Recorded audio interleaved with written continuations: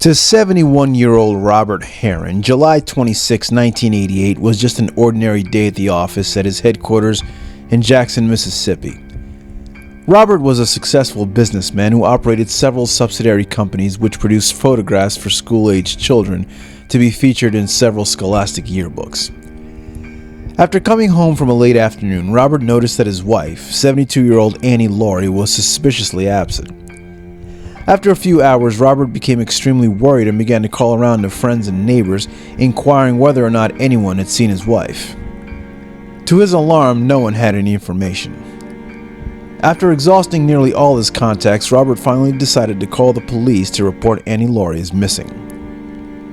Not more than a few minutes after phoning police, Robert discovered a note by the front door. And to his horror, it was an unusual ransom note, implying that Annie Laurie had been abducted. The note read as follows. Put these people back in the shape they was in before they got mixed up with school pictures. Pay them whatever damages they want and tell them all this so they can know what you are doing. But don't tell them why you're doing it. Do this before 10 days pass. Don't call police. The note then goes on to name several individuals that the kidnapper claimed were financially ruined by School Pictures, the main subsidiary company in which Robert was acting CEO. In the time span of 2 years between 1981 and 1983, in an effort to collect outstanding debts, School Pictures filed lawsuits against 12 franchise owners all across the United States. On the day of Annie's disappearance, several neighbors had reported seeing 2 or 3 suspicious-looking vehicles that kept crisscrossing the neighborhood, specifically a pickup truck and a white cargo van. Investigators were quick to figure out that the 12 names mentioned in the ransom note were the very same 12 people that had been sued by School Pictures 5 years earlier. 10 days after his wife's abduction, Robert makes a plea for her life during a press conference. My name is Robert Hearin. My wife, Annie Laurie, was taken from our home over 10 days ago.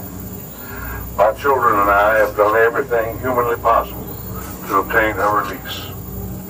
Like any businessman, I've made decisions which may appear to others as unfeeling, but those appearances are just not true.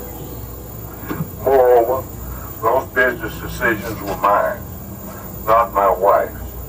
She had absolutely nothing to do with it. My children and I appeal to whomever has my wife that she may be safely returned to us. Thank you. Tracking down the prosecuting office in Hinds County to which served all 12 defendants their summons, detectives discovered that the names of the 12 were accessible through public court documents, meaning that the kidnapper was not necessarily one of the individuals named in the ransom note. Robert Hearin's son, Robert Jr., quickly put together a cursory audit of School Pictures' financial records to obtain the contact information of the 12 people on the ransom note. Letters were swiftly sent out to the 12 individuals asking them what money and damages they felt that they were owed, if indeed any. Disappointingly, many of the responses indicated that several of the people on the list didn't want anything and had absolutely no knowledge of the ransom note or Annie Laurie's abduction. More than a week after Robert's press conference, another mysterious note was delivered to the Hearin residence. Upon closer inspection, Robert had no doubt that the handwriting was that of his missing wife. The note was vague, but reiterated that Robert was to comply with the demands of the first note in compensating the 12 people for accrued damages resulting from the lawsuit. Even though the note was distressing, the Hearins were bolstered by the fact that at least Annie Laurie was still alive. Once again, Robert Hearin rushed to figure out just how much of these 12 individuals were sued for. In a desperate act to try to show some good faith to his wife's kidnapper, Robert sent out checks totaling more than $1 million to everyone named in the note. More than half of the checks were summarily returned. Almost 1 year after Annie's disappearance, authorities made a huge break in the case. An anonymous woman contacted the FBI claiming that she had knowledge of who might be involved in the Annie Hearin case.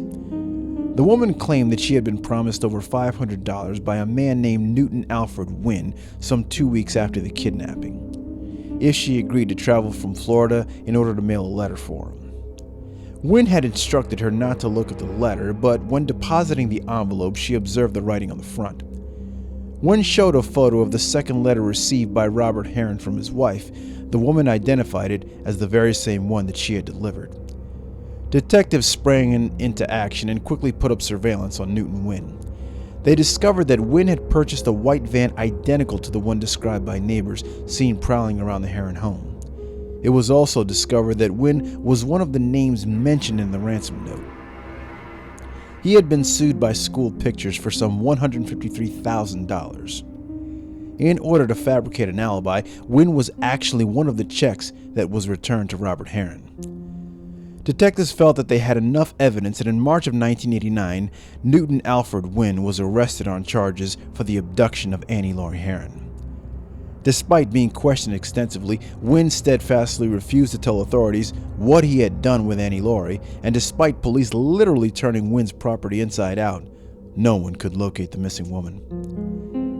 Wynn was later convicted of conspiracy to kidnap, extortion, and perjury.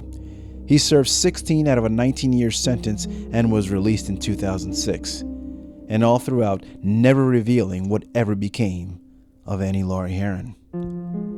Sadly, Robert Hearin passed away not more than 2 years after his wife's kidnapping, never knowing what happened to the woman he spent almost half a century married to. And to this day, the exact fate of Annie Laurie remains a puzzling mystery.